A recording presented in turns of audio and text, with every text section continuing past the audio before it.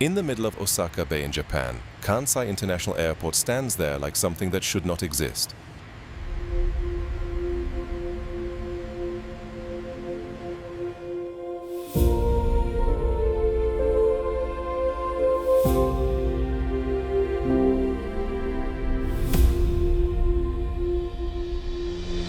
A gigantic international airport built on a place that previously was nothing but sea. No mainland, no natural bedrock, nothing stable enough for construction. Only seawater, soft ocean floor mud, massive waves, strong winds, and tropical storms.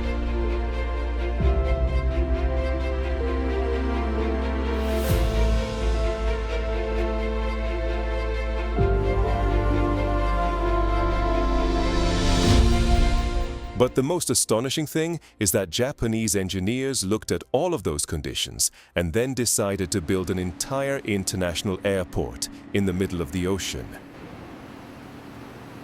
Not just runways, not just terminals, but an entire gigantic engineering city floating on the sea.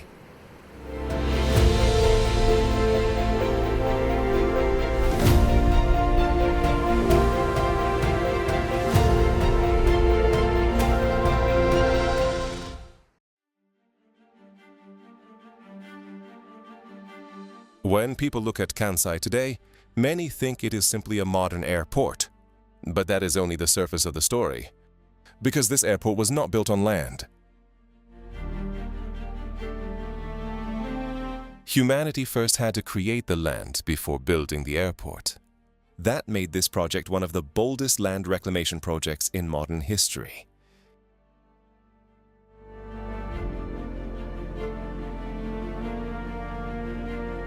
And the greatest challenge was not architecture, but geology.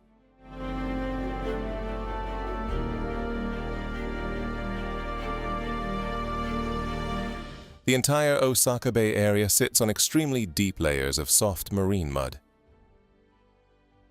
If the ground settled unevenly, the runways could crack. The terminal buildings could deform, and the entire airport could become an engineering disaster.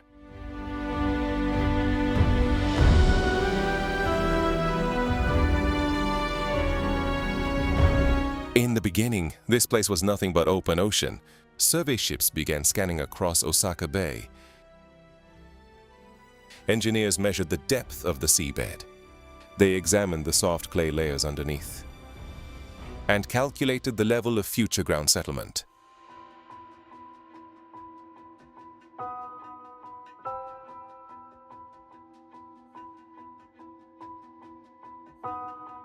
That was extremely important because the airport would not be built on solid rock. It would stand on an artificial island above soft marine mud, and that was when one of the most important phases began. Ground stabilization. Offshore drilling platforms appeared across the entire project area. Millions of sand drain pipes were driven deep into the seabed. The goal was to force water out of the clay layers below more quickly. That helped stabilize the ground when the enormous weight of the island pressed down from above.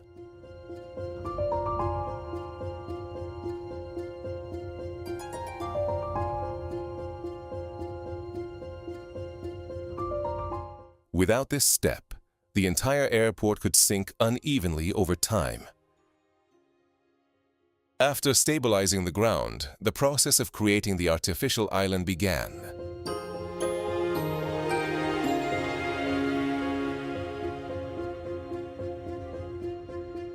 First came a gigantic foundation, followed by enormous seawalls built in the middle of the ocean.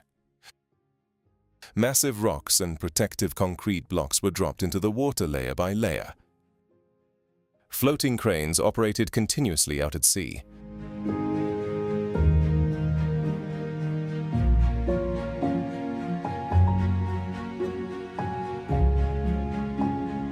Once the perimeter of the island was completed, millions of tons of rock and sand began to be poured inside.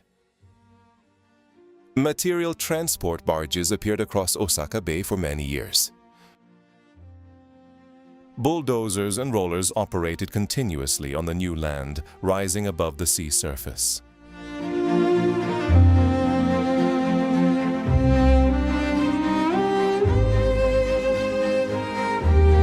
A gigantic platform slowly emerged in the middle of the ocean, but the problem was still not over. The island continued sinking under its own weight. Engineers constantly had to measure the elevation of the ground. The foundation system gradually raised the island level step by step to compensate for the settlement.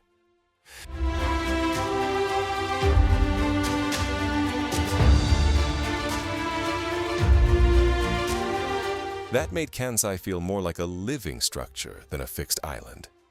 Only when the island became stable enough did the real airport construction finally begin. First came the runway, and this was not an ordinary road.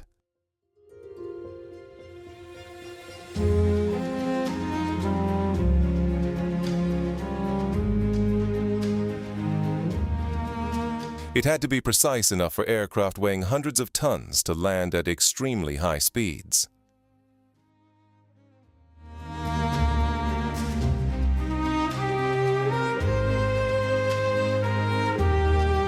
Runway A had to be positioned first alongside the taxiways, apron areas, drainage channels, service roads, and utility routes. Every foundation layer was constructed with extraordinary care. Base rock, concrete, and asphalt. Drainage systems, signal lights, and underground electrical networks. Everything had to function perfectly together.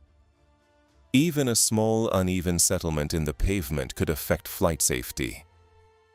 That made Kansai International Airport one of the most difficult airports in the world to build.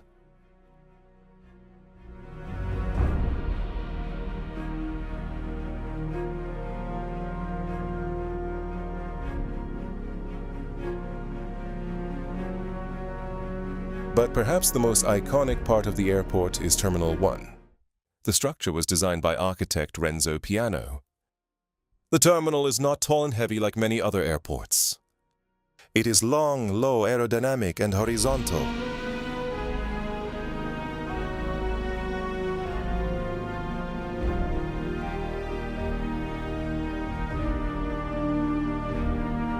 The structure stretches for more than 1.7 kilometers. Its curved roof shape is often compared to a long-bodied glider. The boarding areas spread outward like wings. Giant steel structures support the roof extending above. The continuous metal roof curves gently and has aerodynamic characteristics. During construction, they built the foundations, erected the terminal framework, installed gigantic roof trusses, added metal roof panels, and assembled the glass facades.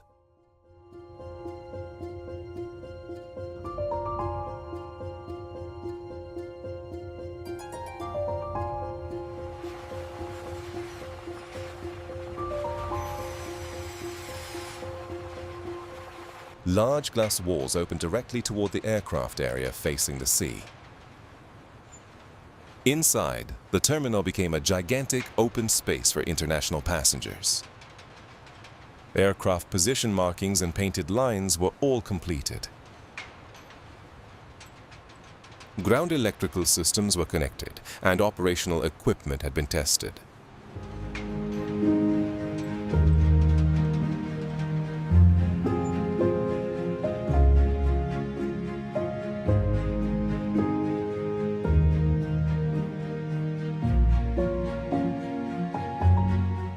But what makes this structure special is that its shape was not designed only for beauty. It was designed to optimize airflow, passenger movement, and airport operations out at sea. But the terminal is only the part people can see. Inside the airport, hundreds of hidden systems operate simultaneously.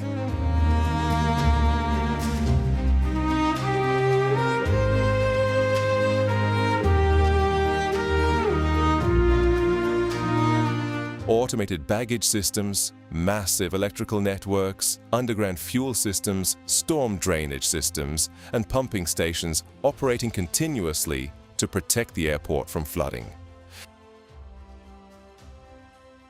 Power plants and fire protection systems also could not be overlooked. Rest areas, storage compartments, warehouses, and tanks were also completed.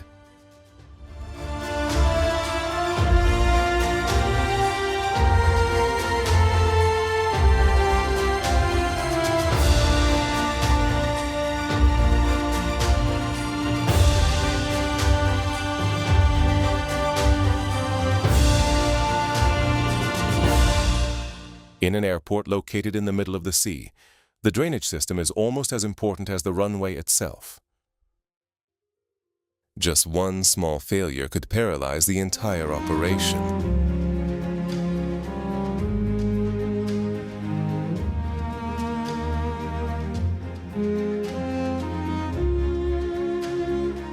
But Kansai would be meaningless if it could not connect to mainland Japan.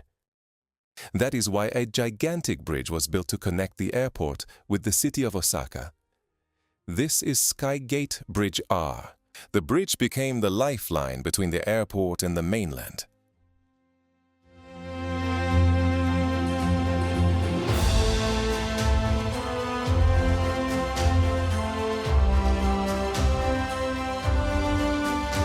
The entire road and railway system had to connect precisely with the airport out at sea. Barriers, lighting systems, signals, drainage, and utility connections were integrated throughout the island.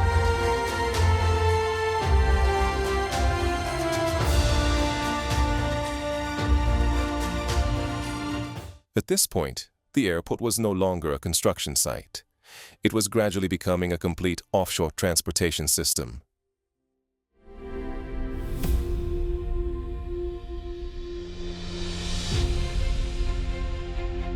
The structure was undergoing inspections and final completion steps.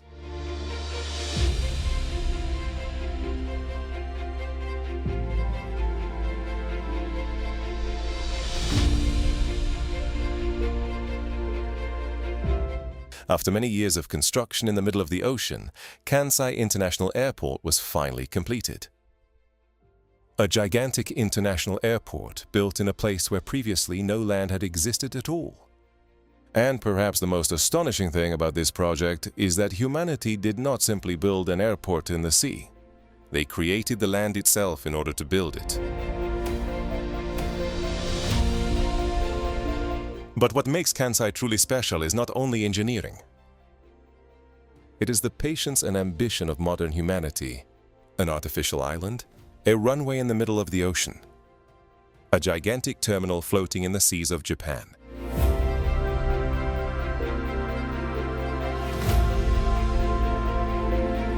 In your opinion, is Kansai International Airport a modern engineering marvel, or proof that humanity increasingly wants to control the oceans?